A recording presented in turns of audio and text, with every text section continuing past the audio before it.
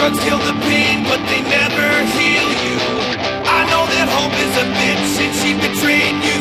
All I can tell you, kid, is I've been there before. Exclaim me Asante, what are you on? Let's go!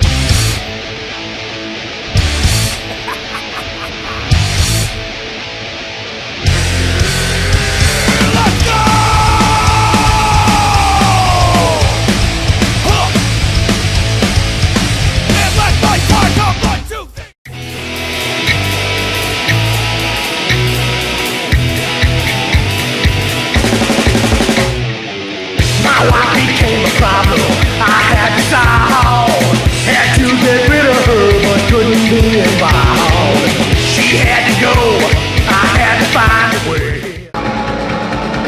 Cruising down the highway, doing that some damn. No wood, cross on the highway and I'm there.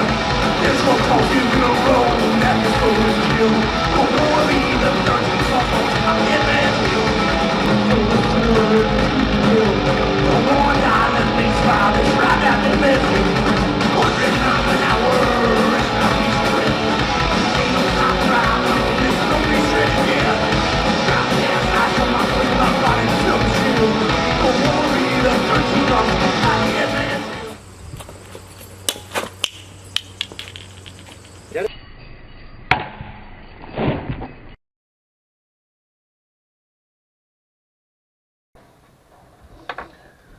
Light is blinking. Hello there, fellow dudes, damsels, dandies, and dashing dastards with a deranged demonic desire for delirious, delicious, daring do! Like this deviant dilettante right fucking here, like this deviant desperado right fucking here, and all you deviant dingbats out fucking there. And that is the first time I have used that amusing amalgam of alliteration to auspiciously announce the advent of the action here at White Trash Rob's Nodcast in quite a while. For a while I've been going with the concubines, curly cute Casanovas, and fops, fashion plates, and fancy Dans and all that shit. So we're through the transitional period.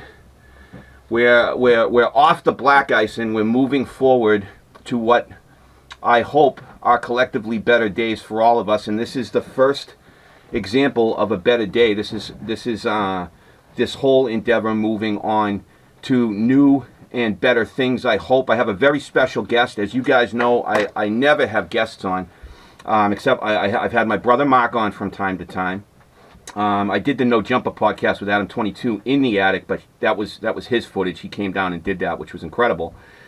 And I had Brody King the Wrestler, and he's also in a band God's Hate, which I'm very fond of. But as I've said before, I want very specific types of people and very specific types of stories on this thing.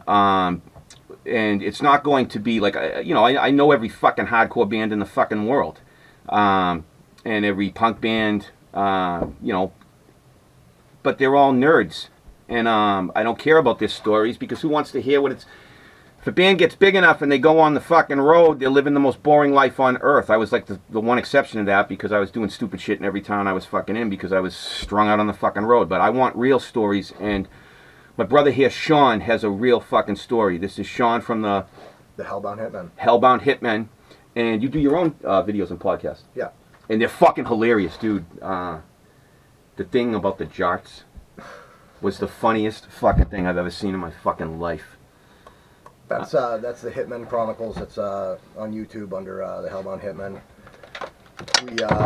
I don't know who that guy is personally. He wears a ski mask, so I'm not.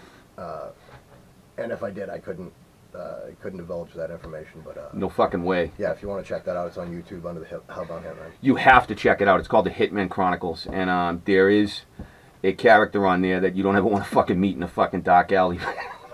My favorite fucking thing was. So I got $12,000 and bought some candy, and guitar. Yeah, it's a little slow. It was cool. Yeah. But the core of Sean's story, which we're going to get into, is he spent 18 years in federal prison, and the story behind it is it's a story unto itself. You were essentially framed. Yeah. And that's the government for you. Like, fucking, a lot of your music's fucking based around conspiracy and fucking stuff like that. It's, Distrust. Yeah, well, don't ever fuck with the feds. I mean, if my only advice to anybody that ever gets fucking hemmed up by the feds, don't tell. You know what I mean? Fucking, you know, don't show any fear, but fucking, at the same time, fucking, it's an entity that's fucking worse than any gang in the fucking country as far as fucking fear, intimidation, and trickery. You know what I mean? Fucking, basically, you know, to make a long story short, my bank robbery case was out of Dover, New Hampshire. Stolen car was used that someone thought that they seen me steal. It was, you know, it was recovered and had no fingerprints. Later on, fingerprints were on the outside of the car, and they turned out to be upside down. So, you know, since I didn't do it, I know they were planted. Sure. In court, they just make it look like, although the bank robber's wearing gloves, that he reached over the open window to close the door like this. You know what I mean? So That's how they explained yeah, it? Right, right. So, another thing is, on the mask and gloves used in the robbery, they tested and my DNA was negative. So that should be... exonerating. Yeah, I don't know if you've ever seen fucking Making a Murderer or fucking any cold case files or anything like that. His DNA's not on it. Fucking O.J. Simpson, glove don't fit, you must have quit. Sure. Done. You know what I mean? No. You know what I mean? They fucking got every fucking person, a fucking rat. Fabricated evidence. Fucking, you know, and basically fucking told the story. Now, you're in New Hampshire. You know, fucking, and, you know, not to get into politics, but fucking white Republican conquered New Hampshire. Most fucking, conservative state in the union. All you have to do is fucking put a picture of a dude up there with tattoos. You're convicted. And fucking, you're done. So, losing battle from the first, but... Can I ask you, Sean? Yeah. And you don't have to. Well, maybe this is something I shouldn't ask, but this was a case where you had been doing other things, but not this. Absolutely. Yeah. Yeah. I mean, and I'm not, you know, I mean, like, fucking, first of all, I've been stupid since I can remember, fucking, since I was a kid. If you want to get into that, like, what was your upbringing like? Actually, fucking, born in Arlington, Massachusetts, grew up in the I projects. didn't know you were from Arlington. Yeah. Yeah. I have aunts and uncles that lived there. Yeah, so you know East Arlington, where the projects are there? Oh, yeah, right. East Arlington Projects, it's in Medford as well, right? Watertown line. Oh, okay, okay. Yep. So, grew up there. My dad just got out of Vietnam. After a while there, fucking gets a union job. He's going to be up at Seabrook Nuclear Power Plant. Oh, wow. We buy a house up in New Hampshire, and Seabrook's fucking not the job anymore. He's commuting back and forth to Boston. So moved before he knew everything. Yeah, my whole family's in you know, all around fucking Boston. So I thought you were hardcore New Hampshire. I thought you were all originally well, no, I grew up, you know, I mean, basically my my later years are New Hampshire. You know what I mean, like when I met, you know, the Bruisers and that's that scene there. You know what I mean? For sure. Very briefly, if you see that thing stop blinking, just let me know, Sean. That way we won't lose any footage. It's like the bane of my fucking existence. But this is a small, like, anecdotal story, but it was an important one to me. We were playing with the Bruisers all the time back when, and I remember you with them. And he was not a dude you looked like you wanted to fuck with, even back then in that fucking scene. And he was usually really quiet. And Blood for Blood hadn't played out of state yet, but we were friends with obviously the Bruisers, Al, Jeff, Richie. That was the lineup. Danny. He actually tattooed the back of my neck. I always forget that. Huh? He did the tranny on the back of my neck. You got a transvestite on the back of your neck? That's what it came out like. Sorry, Dan. I love the tattoo. It says just fuck off or something turgid. But you were one of the first people came up to me and Buddha and were just like, hey, I usually hate hardcore that's going on right now. Meaning like this was the 90s? The 90s. Yeah, like gangsta shit and all that stuff. You like, and you had said, I listen to that Spit My Last Breath album all the time when I'm working out. And we were like, awesome, and kind of walked away. But me and Buddha were like, fuck yeah. Well, that's the thing about Blood for Blood. I don't think you realize maybe the outreach that fucking had on a lot of people, because you got a whole generation of fucking kids that are those lyrics. It's fucking, you know, you're depressed. You fucking live your life getting fucked up day to day. there is no tomorrow, there's no future, there's fucking, you know, there was nothing like that at the time. Like when Spit My Last Breath came out, fucking, I was floored by it, you know what I mean? Because there wasn't hardcore like that. Everything's about being tough and fucking... Yeah. And no, don't get me wrong, like it's about the streets and everything, but you know, it really wasn't about being fucking tough or you know what I mean? Like fucking, and when I first seen you, I was fucking, what the fuck, man? Like, you know, and it was the area where we're from, you know what I mean? Oh, and yeah. It meant a lot to a lot of people, you know what I mean? It still does, you know what I mean? Still, I listen to Blood for Blood fucking constantly, still. I appreciate it. There were a few bands that in my opinion, presaged it a bit. There was obviously Sheer Terror, Sure. which mocked that whole tough guy thing, and in a fun way. Yeah. They weren't militant about it. Paul Bearer for sure, but most of that was about, you know, just being brokenhearted, miserable, and not being able to move your fucking life forward. There was suicidal tendencies for that one period of like Controlled by Hatred, How Can I Laugh Tomorrow, and Lights Camera Revolution. That had a fucking seminal impact on my lyrics. And I've talked before about the chronology of how Blood for Blood came to be, because when we started, we were 16-year-old kids. We just wanted to be another tough guy band. But there were like a couple of epiphany moments where the lyrics went in a different direction. I was like, wait, we can do whatever we want. We don't have to be anything. It was kind of like it was liberating, but it was a soundtrack of depression, and oddly, you know, as we started to get opportunities and stuff, they weren't playing with the Bruisers was one of the audiences that we did cross with, and musically we had very little at that time in common with them. Oh, and Jeff and Al's lyrics had, and so, I mean, I still utilize them. That's some stuff right there that's, Yes. you know, like pivotal, you know what I mean? Because Foundational, like. I was around at, you know, we all hung at this house in Portsmouth, New Hampshire on Cabot Street, and that's where the Bruisers started. I mean, like fucking, that's where the original bassist Scotty, Oh yeah, yep. you know, all got together, you know, fucking Roger was playing drums for him, and, you know, the previous bands that Al was in, like Five Balls of Power, you know, were punk bands that, like, I bought on cassette, you know what I mean? And I had Independence Day on 7-inch and cassette. so what's funny about that is, like, fucking Al and I, who were fucking Ace Boone Coon best friends now, we didn't get along back then. I was a fucking 14-year-old skinhead, fucking puking in the sink, and fucking, you know, he's probably, I think Al's maybe 4 or 5 years older than me. And, God, you know, is that dude ageless or what? yeah, he's got great genetics. His He wife really is- did. His wife hasn't aged a day in 25 When I got out years. of prison, I hadn't seen her, and I went to a Dropkick Murphys show up in Guilford or Gilmington, New Hampshire, and I seen her, and it was literally like, you know, I hadn't seen her for 20 years. You know what I mean? 18, 20 years, fucking looks the exact same. You know what I It mean? had been And about 15. He does too. He does too, but Little it's less been about hair, but 15 for fucking, me. but, you know, fucking, but he's a skinhead, so you know what I mean? Doesn't hurt. Yeah.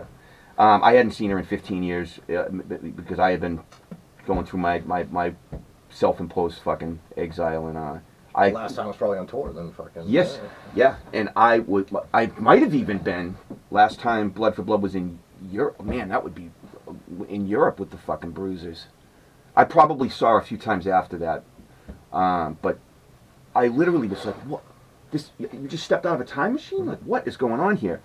And I really mean that. Like, I cannot overstate it. Like, it wasn't even a case like accounting for a little bit of age. Like, I was like, you look exactly the fucking same. Like, both of you. It's got to be the water, because I talked to Jeff the other night too, and you know, Jeff looks great when too. you guys played with him fucking in November, fucking. What a fucking good time that was. He looks fucking, you know, they're all ageless. If you can, Sean, just speak a little bit louder if you can. Yeah. So back to that, you guys weren't getting along when you first met. You know, I was kind of like a punk kid. You know, how I actually got into punk rock, hardcore stuff like Oi and stuff like that was skateboarding. And when you know, I started skateboarding when I was 13. You know, you get all these fucking, you know, punk influenced fucking bands coming in, and then I go to the record store. Oh, what's this? Fucking The Hills Are Alive with the Sound of Oi. You know what I mean? Fucking, you know what I mean? And you know, I decided fucking, what is, you know, what's tougher than being a punk rocker? Skinhead. Being a skinhead. Hell yeah. Now, you know, this is 1989, around there, fucking. When you would get jumped for your docs. I gotta go to high school with fucking, you know, 14-eyed cherry red Doc Martens, fucking Yeah, boy. braces and shit like that. It doesn't fit in, you know what I mean? So, you get in a lot of fights. And same thing on the street, you know what I mean? Before, it's cool to be that now. You know what I mean? It's cool. It's easy to be that The now. only thing cooler than being a punk rocker is probably being like a transgender or anything like that. It's just like it's gone backwards. When I was in high school, You bled for these we things. used to fight just to dress and fucking the way we wanted to and listen to what we wanted to. You know, they were literally fucking, fighting jocks, and now it's like, it's almost like jocks are into punk rock now. It's Yeah. kind of like a strange. It's not something that I'm against or whatever, but like, you've seen the evolution of hardcore. Fucking, Sure. You know, we're going from fucking from back then. You know, now, you know, like in the 90s and stuff, every hardcore dude had a fucking Adidas jumpsuit on, so it's like Sure. fucking, and we're all jocks, and now fucking. You must remember this too, because this transition, I remember this. I started going to shows about 89. About 89. I was really young. I wasn't regularly going, but you're right. It wasn't accessible back then. You bled for it. I came from the Charlestown projects, where if you didn't wear Gazelles, Jabro compliments, a Champion sweatshirt, or a polo with a CB You forgot the jacket, pinch rolls on the pinch fucking- rolls, Yeah, and you better get them tight, yeah. because they used to, if they were big like this, No, you get you're ranked fucking- on. You're a lame. They they're call fucking- it Chelsea cuffs. Fucking Chelsea by the sea cuffs, kid. Yeah. Um, That's a hard fucking. You did a fucking thing on Nodcast about that, didn't you? with your Charlestown. brother? Yeah. Yep. Yeah, that's a fucking hard fashion. I mean, It was a hive mind. The movies. absolutely, it's still is. Yeah, it is. The old timers that are still there, you know, and there's still families that are generations deep. It's just not as concentrated as it once was because of the yuppies. But, I mean, my family got burned out because my grandmother wouldn't sell. They Yeah, fireball my it's an house. insular community. It's fucking, you know, I mean, when you're raised in a square mile of Boston, fucking your whole neighborhood is fucking. It's it. Yeah, I mean, It's there's the fucking- sum total of your world. Yeah, it is. And you know, Hollywood had its circle jerk over South Boston, Charlestown, and they got hung up on the bank robbery, which is a fact. I mean, that was a fucking thing. Armed robbery was like it Absolutely. I was. think they were Charlestown, Massachusetts per capita was the highest. Well, Los Angeles is the first for bank robbery, but Yeah, you could think of 1 square mile of fucking Charlestown compared to Los Angeles. yeah. You know, fucking What Los Angeles has like 17 million people. Charlestown has about 150,000. look it up. Yeah, it had the highest bank robbery per capita and highest, not highest murder rate, but highest unsolved murder rate per capita for a long time. That ended in the 90s. Yeah, well, Code of Silence. Code of Silence. Yeah, all that. But fucking, But it was hard, let me tell you. Like, if I walked out of my house without thinking, wearing just a Metallica Damage Incorporated shirt, yeah, and walked up to school, I'd have a cigarette. I was going to get probably gonna fucked fight. with. Yeah, Yeah, absolutely. for certain. Never mind when I went full, like, punk rock and then, like, boots and braces. And you know, you'll probably remember this. My old ex, Jesus. The fuck. She was a skin chick back in the late 80s, early 90s. She's from Dorchester, single mother. She had the full shaved head with the The fringe and all that. Yeah. fire engine red fringe, docks up to the, you know, she didn't tuck them in because she was a real skinhead, but the jocks would jump you. The blacks would jump you because they think you were white power even though she wasn't. Cops are jumping. Cops would jump you, everybody. And other skinheads would jump you. She used to have to fight, and I did too. Even I was like a punk rock guy at the time, but I would wear cherry red docks, the Oxbloods. And, the Oxbloods, not the cherry red, but people would jump you. Just to see if you'd fight for them. And if you did, they'd let you keep them, and you could be around and shit like that. That was my faction. I used to go with the straight razor and just cut the laces right off. Yeah, boy. And that whole shift to like Bruins and like Adidas and shit like that. For a couple of years, they'd call those people sneaker boys. Remember that? Yeah, like yeah, an yeah, ex-skinhead that kind of got preppy. Yeah. And now they dress like fucking Peaky Blinders. Pretty much. Yeah, I mean, it's gone I like love that style, Me though. too, I me gotta too. admit, it's sharp as I just fuck. can't afford it, though. Yeah, me neither. That's why, but you can buy Hawaiian shirts from a fucking consignment store for like $3. Well, now they're like $70, but back then I could get them like 2 for $5, and I just wear the same pair of jeans that looks forever. never gonna die for you. That's you know what I mean. Fucking that's Rob Lynn right there. It's I remember the first time, not the first time, second time we played Moosic, Pennsylvania.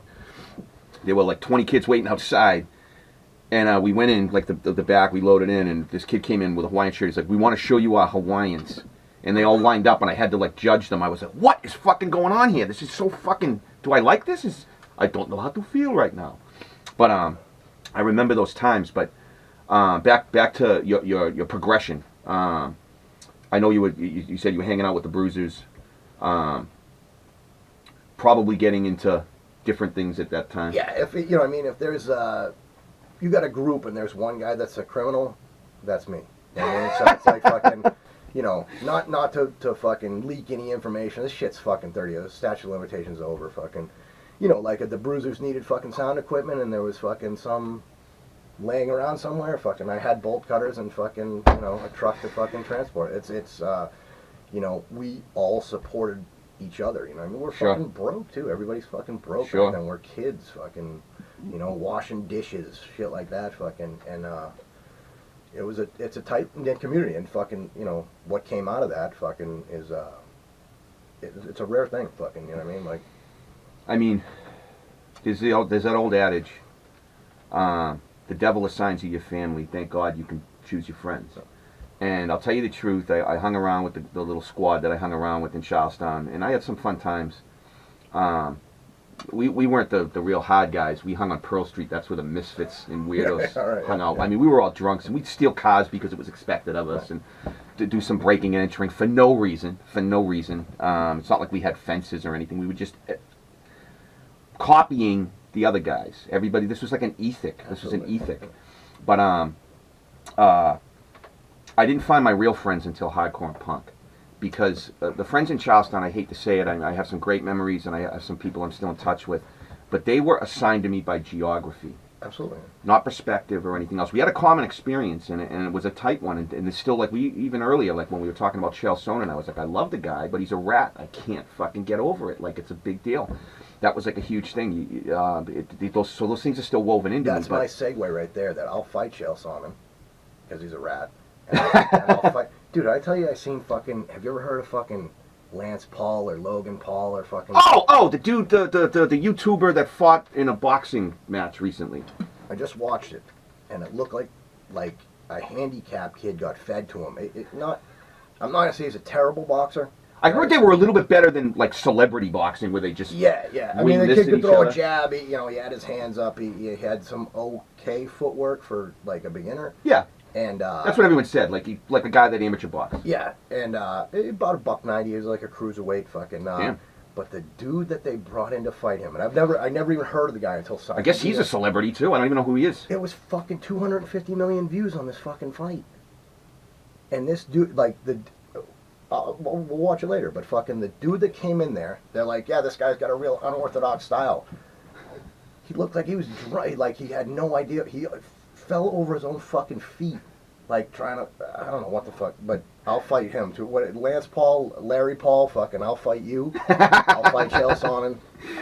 Dude, this dude's a tank. You don't even know. He's covered in clothing right now, and it looks like somebody that did 18 years in federal prison. But on top of it, you're big into jiu-jitsu, right? Yeah.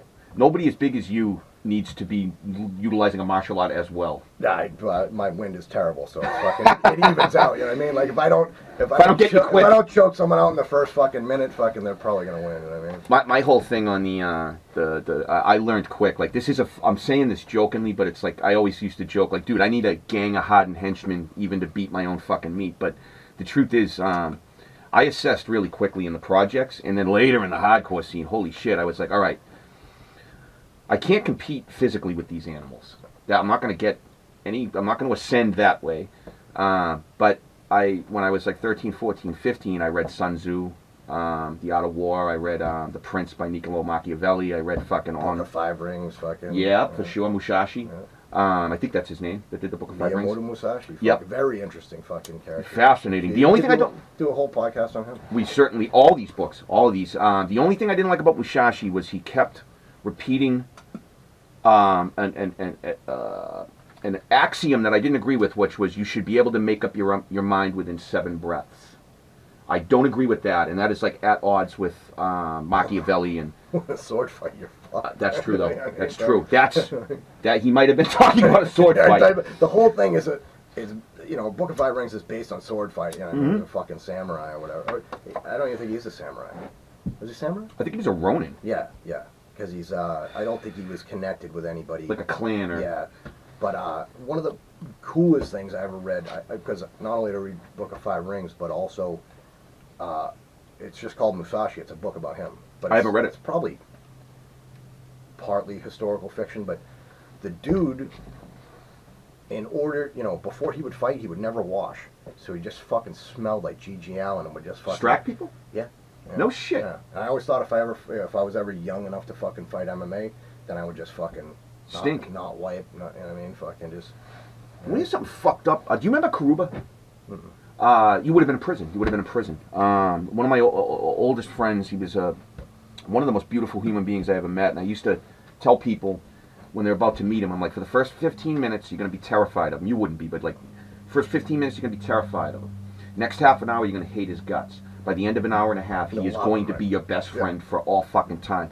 He had a heart. He was an animal. He was an animal. He ended up one of the youngest bosses of a club in black and white history, outlaw history. So he was a savage. But he had a heart. I mean, he fucking cared. He had a hard life, too, a fucking hard life. But him and his buddies would keep all the guys from Troy and Albany. I just saw his brother, too. His brother did 12 years. I think it was state prison. Assault. And they finally put him away for a long time. He did 12 years. And I was at his release party. Ramallah played. But they used to keep razors in their mouths, in their cheeks, so they could go and spit it into their hand. Famous New York fucking move. Yeah. And they do this other thing that I thought was even more brilliant. They'd put a fishing weight in the back of their baseball hat, so in a fight they'd go whip it at their face, and it would just be while the hat was in the guy's face, they'd be on top of him. I was like, that is fucking some evil shit. What was my point though? Just lost this fucking train of thought. We were talking about Musashi, you know. It smelled like shit, and you were like, hey, you know this guy? And I'm like, strategy. Like shit? Yeah. Strategy. Absolutely, yeah. I learned early on, I can't compete physically, but I was always intelligent. And it goes to something we were talking about a little bit earlier before we rolled the camera. It developed my ability. I would go, it's how I survived the projects, it's how I survived the hardcore scene with cunning. You know, in the projects, if some big, tough guy wanted to fuck me up, I might go to a bigger, tougher guy and ask questions. Just say, how did so-and-so get out of jail so quick after, you know, you got arrested? That was a big, I mean, how's he back on the, well, I don't know. Talking about your girlfriend. Yeah, that's who. He said something really weird, and it could blow back in your face, but it honed my ability to be manipulative, which I don't like. And it honed my ability to lie, which I'm very good at. I'm the devil's own fucking liar, and it's not something I'm proud of. That's why with these ethics, with like the videos and like music and stuff like that, I can't break them. Right, yeah. Because I mean, it makes me not feel good. You know, we were talking earlier about fucking prison.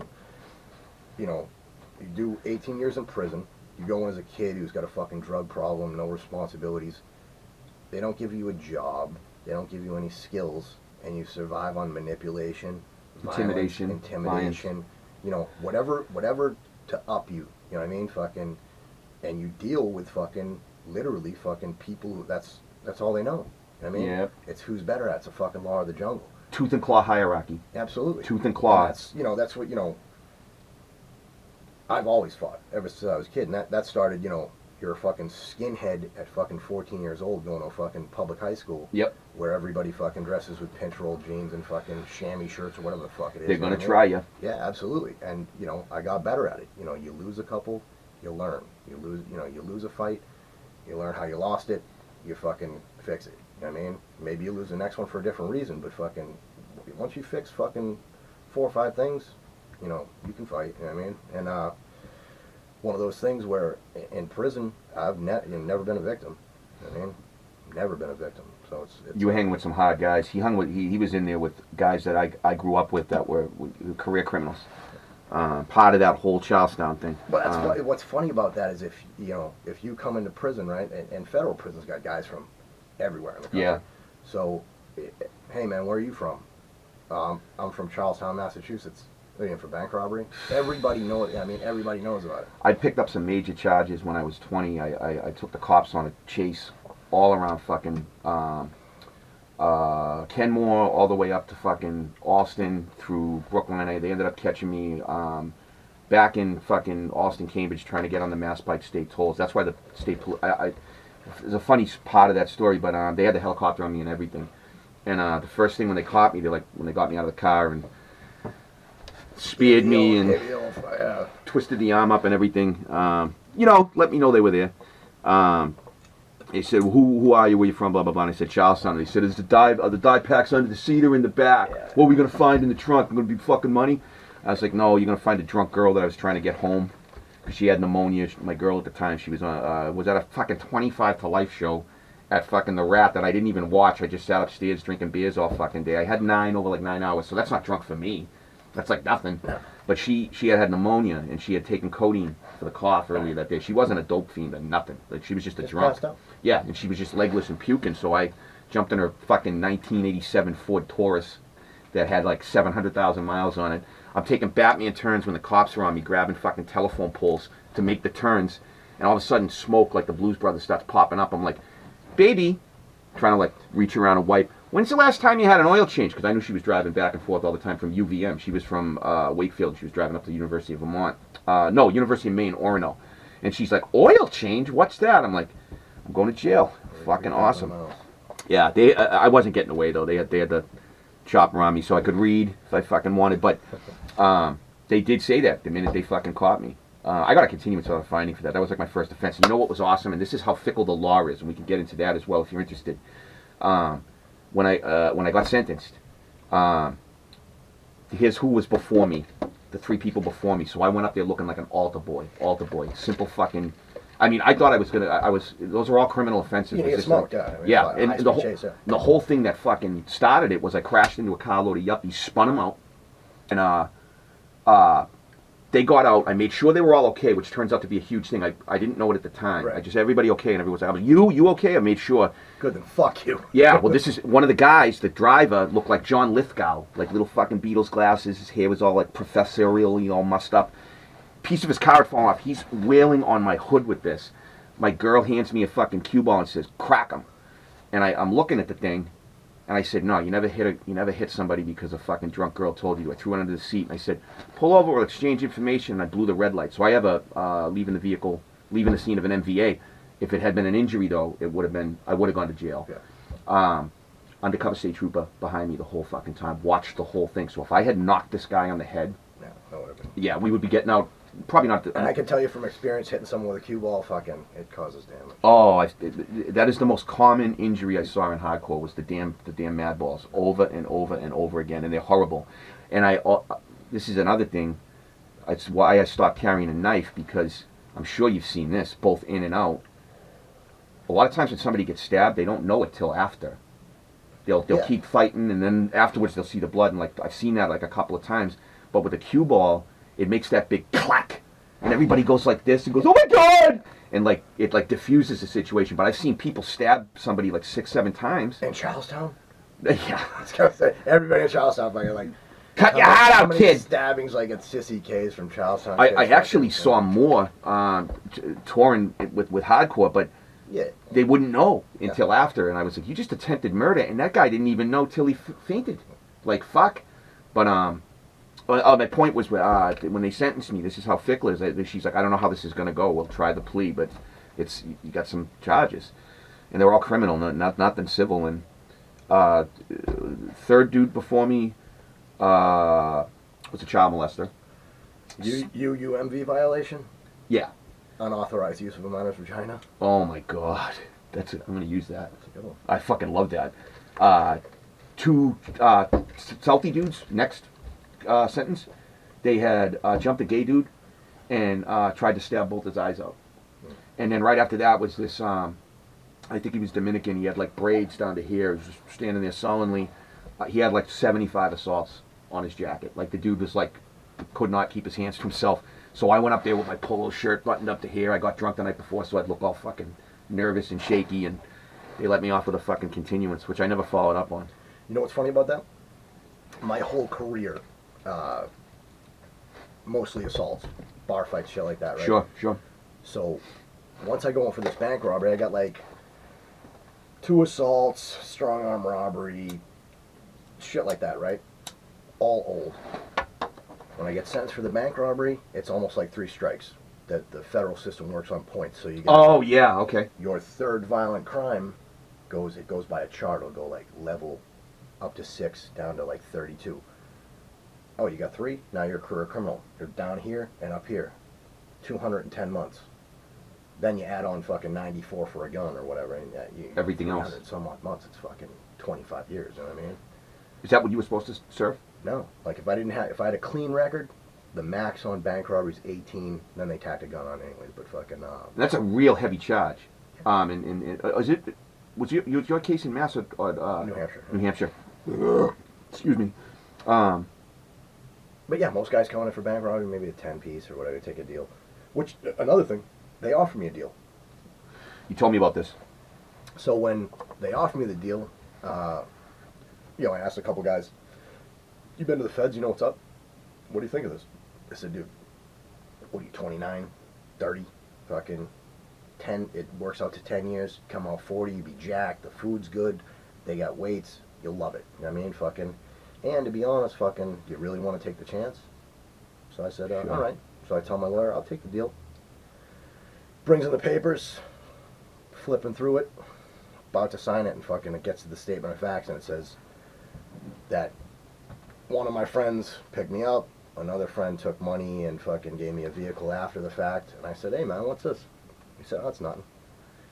I said, if I sign this, fucking, these guys can't get indicted? What do you think, I'm fucking just Stupid. some kind of rube or something? Fucking, I'm not from New Hampshire, guy, you know what I mean? Like, fucking. Sure. So, he's like, you know, it's just the way things are. I said, listen, man. Then you would have been a snitch in prison too, right? Yeah, but unwittingly. Unwittingly. A dry snitch. You know what I mean? Yeah, Like, if for I sure, just, for sure. Yeah, if I just did They things, tried to slip that by you. yeah, if I just did things like fucking, like I usually do, like fucking. Oh, Like the way I signed record contracts? Here's your receipt, you know what I mean? Fucking, yeah, there you go. You know, yeah, I mean, and you can't take it back. So it's like, I said, listen, tell this prosecutor, I'll take the weight, I'll even take 15. Get that out of there. Yeah, I'll plead guilty. I mean, fucking, but I'm not fucking throwing anybody else under the bus, dude. Sure. Fucking, And these were nobody else guys that they involved. used against you, right? No. No, these weren't. Okay, okay. No, they want. I mean, like, so, you know, to be more specific, right? Yeah, I wasn't an angel. You know what I mean? Like, I'm not gonna say like I never robbed a bank. I just didn't rob the one I got convicted of. Sure. You know what I mean? So, you know, once you get a reputation and fucking, they're watching.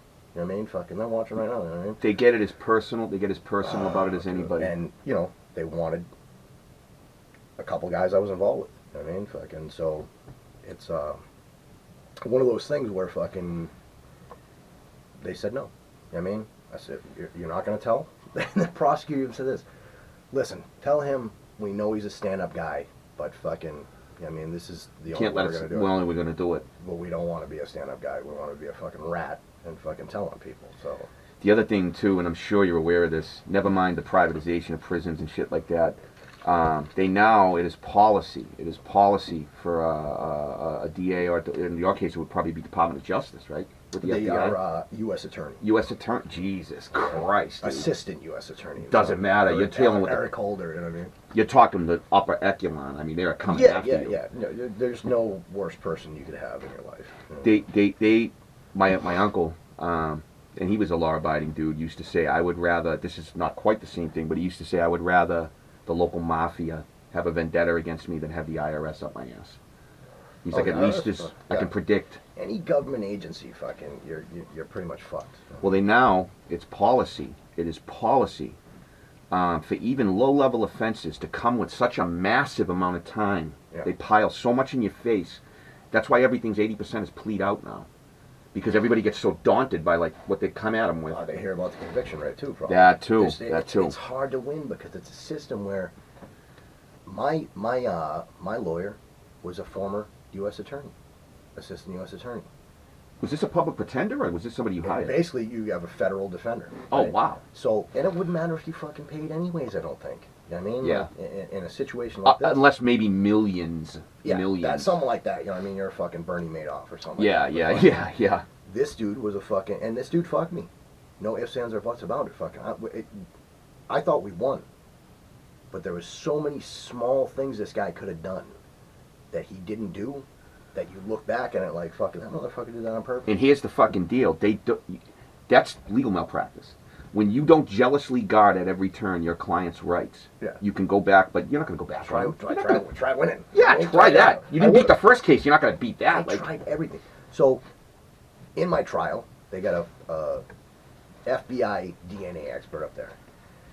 And my lawyer says, so his DNA is negative on the mask and gloves. You didn't find any of his DNA on any of the mask, any gloves. But you did find other DNA, right? Don't they look into that? Exactly, right? And there was some that couldn't be tested. It was the testing at the time was only up to a certain standard. But they hang on to it, too. That's where I'm going with it. So fucking, the prosecutor says, okay, one more thing. Is it possible to wear a mask and gloves and not leave DNA? And she says, yes, it is possible.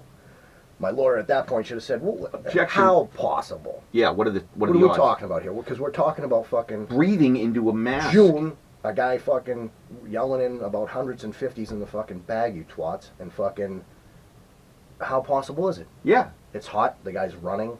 I mean, fucking... Dude, I just accidentally give spit... us a ballpark. Yeah, for real. Like, I just accidentally spit all over my producer, Jason, the producer that's doing the new recording last night, because I was excited. I was just like, that sounds great.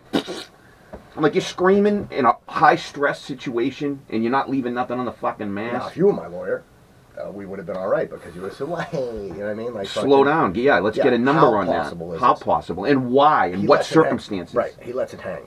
So the jury, who is, you know, basically... Take the lowest IQ and divide it by 12. That's what they say about juries. Take the lowest IQ in the jury and then divide it by 12. Right, and just take people who have, like, you know, this is like fucking... They're going to look at you and say you're guilty. Absolutely. You know what I mean? Fucking, period. You got tattoos on your face, fucking, you got tattoos all over your body. Or all they have to do is say, oh, and he was a skinhead. I don't know if that got in there. It might have been in there. But if they did, like, that's one of the things I live in fear of, because I didn't know how serious... Don't ask me why. I'm usually knowledgeable.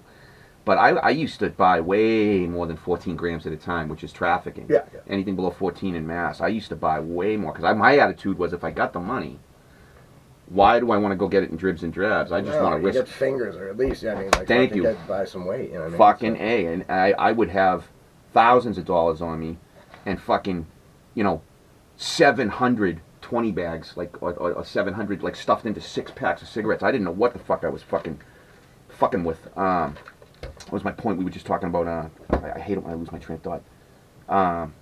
Legal system. You had just said something. Damn it. I lost your train of thought, too. Yeah, I do that all the time. I usually don't. Well, I guess it depends on my mood. Fuck. Well, anyways, with this DNA thing, the guy, lets it slide. We were talking about how conservative and fucking stupid a jury can be. You know what I mean? Like, fucking, you're there, you're supposed to have, the burden of proof is supposed to be on them to prove it. Sure. You know what I mean? So, that was my point. I'm sorry, Sean. I didn't want me to cut you off.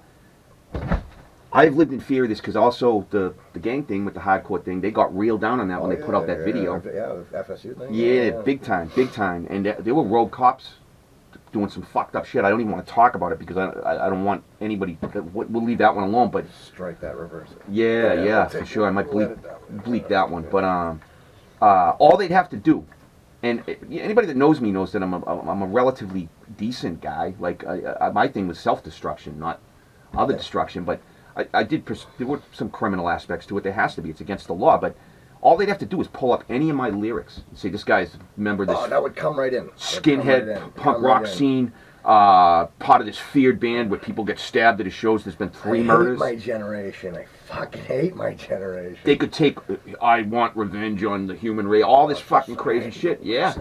Like, this dude's a monster. And who's going to argue otherwise? You know what I'm saying? They're going to take one look at me. You're dealing with that...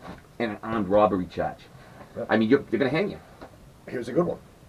Speaking of tattoos and you know, hardcore scene, I feel like there's nobody in the hardcore scene that doesn't have a tattoo anymore, right? Sure. Fuck, there's like fucking pastry chefs that are fucking sleeve from the neck down, vegan bicycles and fucking all kinds of shit. That is utterly changed. Back in the day, that was something. In my case, the bank footage of the guy. Oh, I remember. The gun, right? Please, yeah, please. This is a good one because this is cheap and fucking. There's no like high tech fucking cold case files shit in this. It was a stop motion camera. It wasn't even a video camera. Every 3 seconds, this thing would take a picture. So you got this guy. It's a shitty fucking black and white. Grainy. Yeah, terrible. I'll bring it. I'll send them to you. Fuck. I'll take pictures of them. I'll put it on if you want. Yeah, sure. Fucking. So they take the picture, and the guy's standing like this. He got a gun. And you see a guy with a ski mask, right? And from his hoodie to his ski mask, there's a little space of skin right here. There's nothing there. They take the tracking of this fucking monitor, and they pull a black line all the way down onto the neck and take a screenshot. Screenshot. Yeah.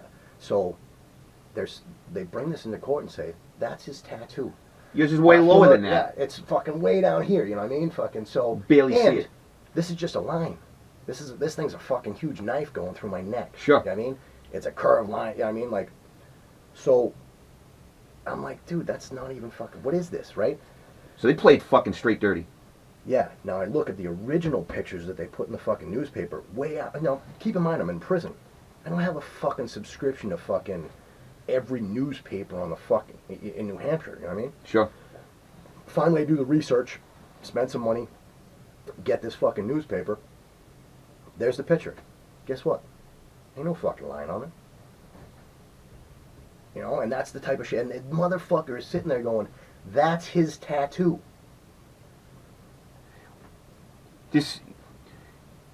I know that the people that are watching this aren't going to feel this way, but if there's any John Q. Laws out there that have just been lily white their entire lives, they're going to say, well, he just admitted, you know, he did other stuff. No, no, no. The burden of moral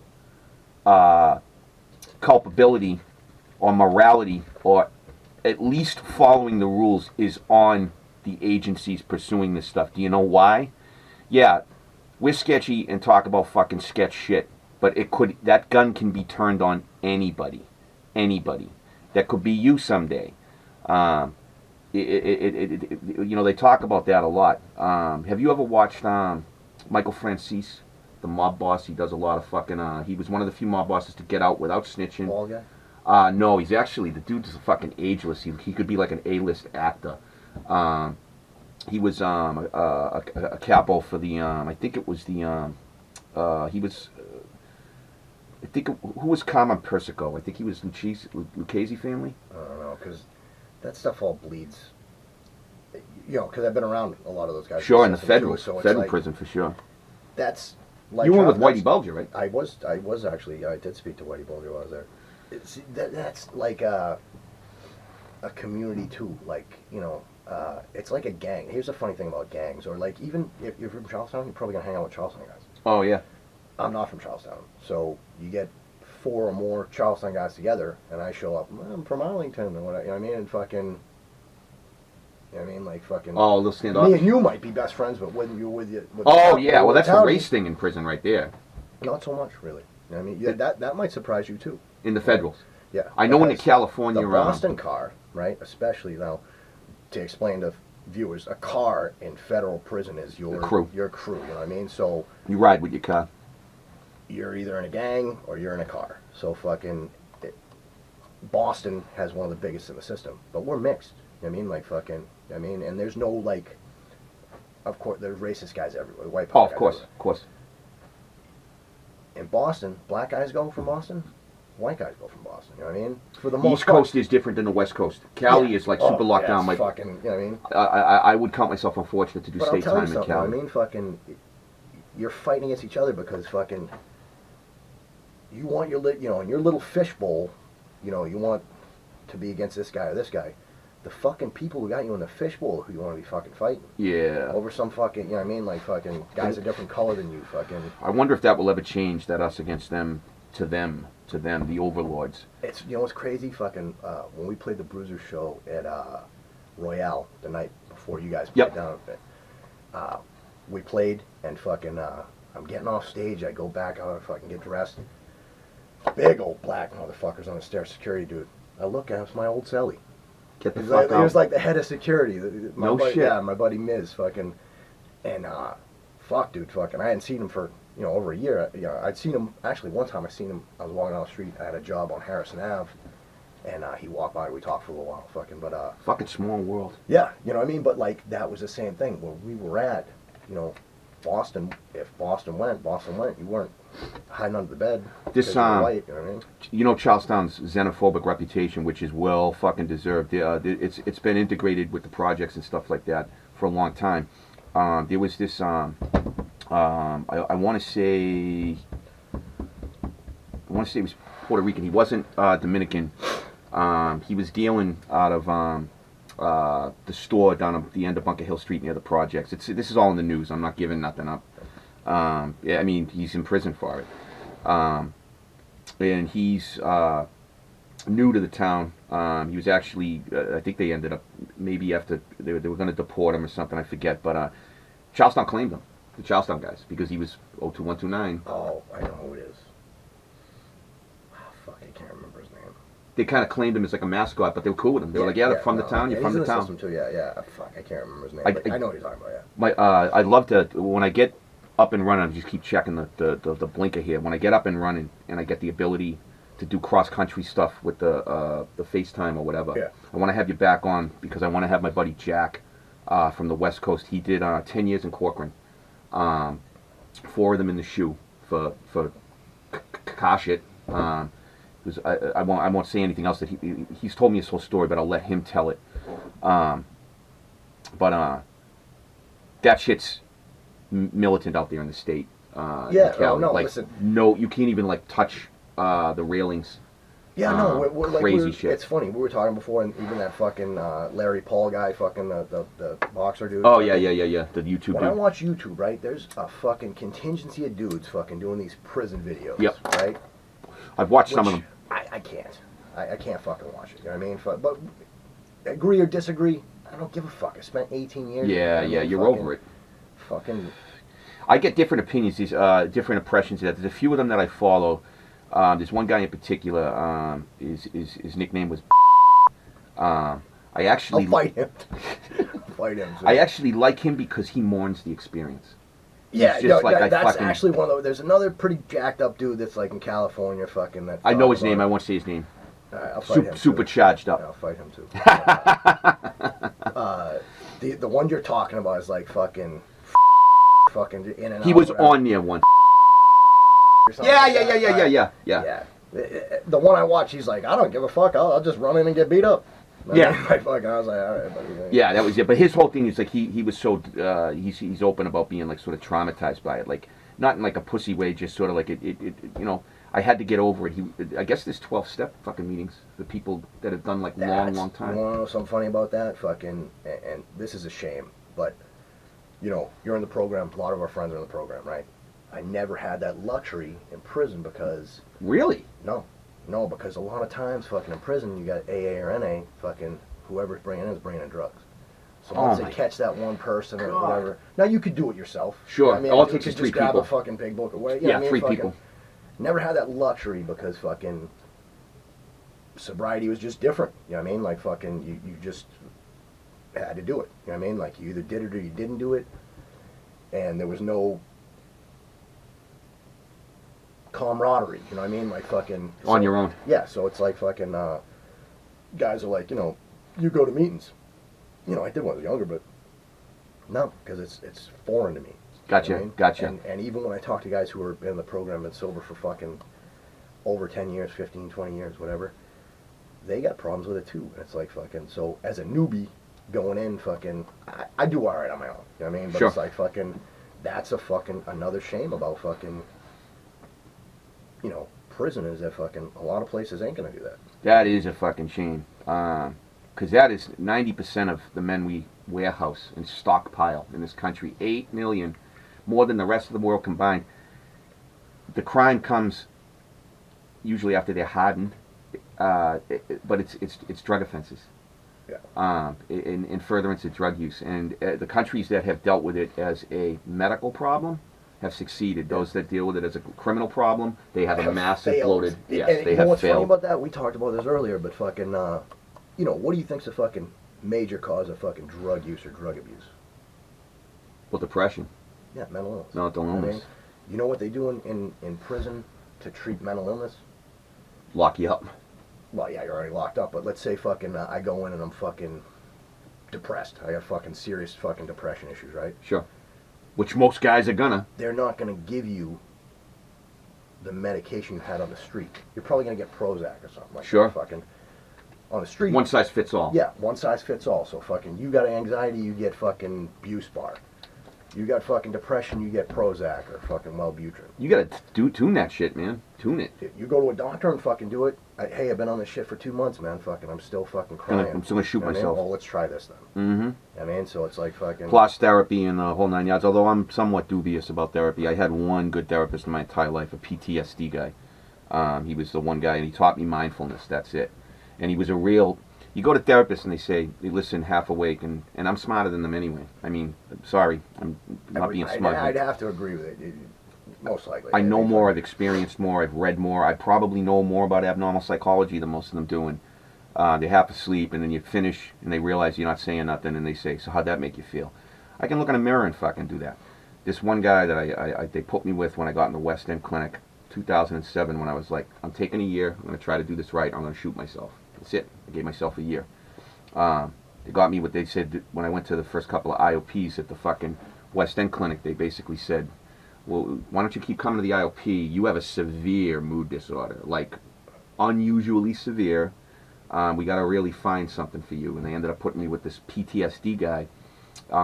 His name was Charlie Taylor. The dude was awesome. He basically said, listen, here's how this is going to work. He said, I'm going to listen to you for 3 to 6 sessions in a row. I'm just going to listen to you tell your story. I might ask some questions. He said, then I'm going to come down and on the day I decide, you're going to listen to me. And that's exactly what happened. About five sessions in, he says, today that's the day you're going to listen to me. He said, all the shit you got in your head, all the shit you've always had in your head, all your experiences, the way you look at the world, the way you view life, the nihilism, the despair, the darkness, the distrust, the treachery, the whole fucking 9 yards. You're right. It's the way it is. I almost threw in homoerotic fantasies. Those two. I didn't want to bring them up, but you know. Dudes, man, dudes! So did it do anything for you? Well, this is the thing. He said it's all right. It's not all right. It's true. He said it's true. You've been probably waiting to hear that your whole life, because every other therapist says, well, you have to realize not everybody had experiences like that. The guy said, yeah, that's what he said to me. He said, that doesn't help you though, does it? It doesn't help you. Very open-ended. Yeah. He's like, the fact that some guy up the street lived his life enjoying lawn parties and noodle salad has nothing to do with you. He said, and the fact, what you've been doing for the last fucking entire life is trying to sort it. You're trying to come to an epiphany with it. You're trying to come to some sort of terms with it. You can't do that, can you? And I said, no. And he said, how does that make you feel? I said, it makes me all the more fucking self-disgusted because I'm pretty fucking intelligent and I can't sort this shit. And he's like, yeah, you're never going to sort it. He said, you're never going to sort it. He said, there's never going to be an epiphany moment where you go, oh, this all makes sense now. He said, so, you've been weighing it as true or false your whole life. You're trying to come to some sort of, am I right? Am I wrong? Am I right? Am I wrong? He's like, you're right. That's it. He said, rather than trying to weigh it true or false, how would you like a break from it? And I said, I'll try that. I'll fucking try that. And he taught me these techniques, these mindfulness techniques. It's basically keeping yourself in the moment. But the start of it was enough for me. They were supposed to be like 20 steps. The first one was, for the next week, I just want you to do one thing. Every time a thought comes into your head, whatever it is, as soon as you're aware of it, rather than weighing it as true or false, which leads you down the spiral of darkness until you got a hydra. Right? Yeah, until you got a like symphony. I think it's CBT. I think it's the other one. I think it's more DBT, but DBT, yeah. Maybe I'm wrong. I sometimes confuse those, the cognitive behavioral versus dialectic. But yeah. I started weighing it rather true or false as negative or positive, and when I'd say, Jesus, that's negative, right, it would interrupt the thought. And I had to work at it. I mean, you have to think of it all day. So, but you know, my PTSD was so bad when I got out of prison, and I want you to tell that first day where they, if you're willing, yeah, they told you to go on a run, because that's the type of where they basically said, look, this is how it is. There's a snitch here. You're the new guy on deck. Oh, that's everywhere. You know, yeah. Oh, of course. But I know that would interest. Yeah, I mean, you know, you get into the system and you're in a car. You know, you get in. Fucking, where you're from? I'm from Boston. Those are your homeboys. You go meet them. Where you're from? You get your paperwork. They find out you're legit. You're not a fucking rat. You're not a chomo. Yeah. Fucking. Sooner or later, someone's gonna come in there that needs to leave, or someone's there that fucking won't leave, or so they found out someone is a fucking rat or a chomo, and you know, you're on deck. You're gonna fucking go and fucking hurt some. You know, some prisons are a little more hardcore about fucking, you have to stab. Oh, as yeah. opposed to you can fucking smash someone's head in. for me, I think fucking when I was in prison, yeah, I was jacked anyways. You know, I was a weight pound fucking thing, so I'm about 230 pounds of muscle. Holy shit. And they couldn't wait, you know, to fucking unleash the fear. Like, fucking, you know, This guy. It's usually too, you know what I mean, like fucking to make it fucking quick and fucking effective, you go get this guy. And, you know, they'll be like, you go get these two guys. You know what I mean? So, but, no, like, it was only one guy fucking, and, you just smash him off the yard, the rat, yeah. As soon as somebody gets targeted, they got to get him off, right? Yeah. Get him off the line. But, you know, sometimes, you know, people get aware, you know, jigs up, and they'll screw They'll roll it up. Fucking go to PC or whatever. Once you PC, though, no coming back from that, right? No, they'll send, sometimes the feds are so fucked up with the fucking gang dropouts and the fucking chomos and shit that they'll fucking, they have their own yards now. Yeah, You know, I've heard that. So the federal system learned, like, you know, I thought when they took smoking out, oh, there's going to be riots. Not a fucking peep. That's wild, because everywhere else in the world, and I'm talking like hellholes like South Africa, which have the worst prisons on fucking earth, Russia, which have the worst prisons on fucking earth, although they're real bad ones like Black Dolphin and shit. You ever hear of that place? Yeah. Good God. And of course Japan is nothing, because they don't have the most brutal prisons. There's no fighting in Japanese prisons. Yeah. There's like karate, that's why. well, it's a funny thing. When you go to prison in Japan, that's the cultural value is the group. They say, something's wrong with you, we're going to fix that shit. And they do. Like, you have to brush your teeth 5 times on this side, 5 times on this side, chew your food 7 times on this side, 7 times on this side. And there's like one guard for every like 4 or 6 inmates or something like that. Damn. Convicts. That's intrusive. Yeah, oh, and they whack your head. Dame, do it. Did he slap? Ah, you fucker! But the only guys they beat brutally are the Yakuza, but they don't try to make them follow the rules. So it's almost a respect. Like, they whip their asses, like, beat on them all the time. Understood. But it's understood, like, yeah, you don't got to brush your teeth the way. Kill my family. Yeah, yeah, exactly. So I've been told from people in Japan, but I've heard, like, where they've tried to take smoking away in some of the other places, they do riot. Yeah, oh, it benefited me. I fucking bought every fucking cigarette that wasn't fucking nailed down and fucking hit him and made about 40 grand. Holy shit. Because that's what currency. I mean. It's currency. Once they stopped it completely, right? It dried up. You know, guys smoke every day. Think about it. Oh, I mean, yeah. And That's it. yeah, I mean, I didn't. You know, so it was. That's just money. Yeah, money. There was this dude I was and I never talk program on this thing, and I go in and out of it, which I shouldn't, but I did get really into it for a long time, and my foundational values were affected by it, in that my daily routine, I utilize a lot of it, even when I'm fucking up, which makes 0 sense. But I'm talking about the ethical stuff. Like, I try to go through my day at the end of the day and say, did I fuck anybody over? If I did, I'll try to own it and make up for it and shit like that. That just makes me more comfortable in my own skin. Because if I allow myself to get vindictive, I was saying in the last episode that it's going to come out in a couple of days. I might seem like this like pillar of like empathy and like sensitivity. It's not my nature. It's not my nature. My nature is cruel. It's not your lyrics. Yeah, exactly. All that stuff, all that old blood for blood stuff, that was exactly, that's exactly how I felt at that moment, and it's still right there. The mindfulness just keeps my eyes like 3 inches above it. Yeah. But if I aim down, it is all still there. And if I give over to like malicious thinking, malevolence, vindictive, cruelty, stuff like that, I view everything with a great deal of distrust. That's my inherent nature. I had to work real hard to not be that way. And I didn't work hard to not be that way for any overarching moral reason. I did it because I can't live in my own skin like that. I just want to shoot myself at all fucking times. Like, yeah, I had to do it for like self-preservation, and I keep that in mind out there. Anybody I know, that people that have lived life the way a lot of us have, it's going to be your nature. But you can work past it, or at least live with it, and not give into it, or so I found. But yes, I mean, like, we're talking the PTSD shit. When I first got out,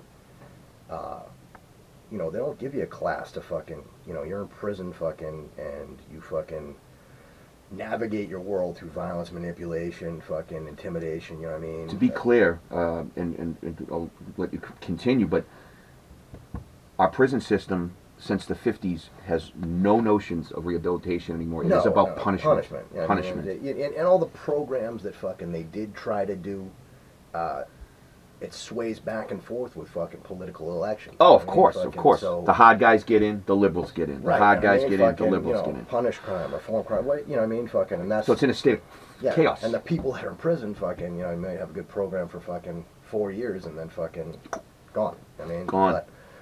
But when I got out, you know, there was no... They don't give you a class. They just let me out. I was no halfway house, no nothing. Just get your shit and get out. You're talking about PTSD, too. Yeah, so... You know, my PTSD issues developed in prison. Like, I seen a dude, and I talked to my therapist about this. I said, listen, he says, well, where do you think this developed? I said, I know where it developed. Fucking, I watched a dude get butchered, and I was at, like, a fucking happy moment in my life. Like, fucking weak, kitten soft, and fucking, this dude's getting butchered by fucking huge steel knives. And it was like a shock. I think PTSD is like one of those things, like a kid could get PTSD by almost getting hit on his bike. You know what I mean? To be clear, PTSD is something very specific. It's not simply having a negative reaction, negative emotional reaction to an event. It's not simply having aftermath depression, like if a parent dies or something, you're going to be sad. It's just the way life is. PTSD is something very specific, and I'm sure you know what I mean. And I had to learn this. I learned this, oddly, in that wicked good rehab I went to, which, unlike any others I've ever been to, where you sleep on the floor with piss and vomit. They put me in PT. They didn't even ask me. I didn't even think they knew anything about me. They were like, you're going to PTSD counseling, and I did it the whole time. PTSD is when a certain area of your brain, in reaction to a traumatic event, starts overriding your behavior after. That's it. So mine is like... Yours would be definite. You went into fight or flight, kill mode, or but there's horror. not like nightmares of like this dude getting butchered. It's an overall feeling of how I felt at that moment. So I'll give you the story. Fucking kid comes in to prison. He's fucking insane. He was in the hole. He's cutting knives out of the fucking bunks. They put him in with this guy. We called him fucking Kenny Rogers. Big kind of fat guy, beard. So... a guy I knew was doing legal work for Kenny Rogers and kind of scamming him, like, yeah, I need $50 for this. So the guy said, I don't need any more legal work. So the kid tells this crazy kid that's living with Kenny Rogers, hey, listen, that dude's got a bad reputation. He, like, jerks off while his roommate's sleeping and shit. I hope he's not doing that in there. This kid's insane. He did this on purpose? Yeah. Like I said, evil violence, shit. manipulation. Sure, manipulation. So this kid fucking puts a knife on the fucking desk and says, pick it up. And the guy, Kenny Rogers, says, hey man, I don't want any trouble. I'll move out. I'm gone. You know what I mean? Goes to the counselor and says, I need to move bad. And he says, they don't listen, I'll move right? you, but it can't be till Monday or something Great. like that, right? Great. You got a psycho. Yeah, so fucking this kid's having delusions. This guy beating off while he's fucking sleeping. And fuck, man. Guy goes to the shower next day. Kid walks in with 2 knives, starts hitting him. I'm on the phone outside the shower. And happy, blah, blah, blah, you know, I'm talking to a girl, and naked Kenny Rogers comes out with fucking 30 holes in him, this kid on his back like a monkey fucking stabbing him, and just, you know what I mean? They go through a door, and this kid, dude's naked, he's on top of him, fucking just put 50 holes in him. I got nowhere to go. I live upstairs. So I'm like, look, I hang up the phone, I fucking look at the thing, and I'm stuck. Fucking puddle of blood congealing on the fucking floor. I'm like, fuck, what do I do? Kid gets done stabbing him, gets up, opens the door. I says, man, I hope this dude don't go on a fucking rampage, because I'm going to fucking fight him. Walks by me and says, what's up? I go, hey. Throws a knife in the trash, goes to his room. So I walk by. There's about fucking 40 people on the stairs watching this dude bleed out. So fucking we go get ice or whatever and fucking get locked down. So that shock, or that immediate, like, fucking overriding feeling just stayed in me. Like, I didn't get it that night. Weeks later, you know what I mean? You get these, like, anxiety feelings, like, fucking... When I got out, you know what I mean? Like, I had depression issues and all that shit before prison. That's where the drugs come from. Very few people wake up and decide to stick a needle in their arm. Absolutely. So, after this, I get out on the street, and I'm not watching fucking Pornhub fucking 24/7. I'm watching suicide videos. You mentioned that last night, myself, and I was going to ask you about that.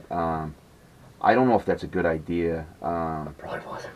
I actually avoid that stuff now. I don't. It's not hard for me to look at. It just brings me someplace I don't want to be. Yeah, you know what? There's like a feeling when you watch something like that, like someone shooting themselves on TV, right? And you get that kind of, oh, you know what I mean? Sure. When I got out, I almost needed to feel that. You know what I mean? Can I say something, Sean? They taught me, and I read about everything. I read endlessly, but I didn't know anything because some of the science is somewhat new. When they put me in the PTSD class, and this goes right to your experience of having to relive it, they said, they asked me, they had me talking, and they asked me some questions, and they said, are you actively suicidal, blah, blah, blah.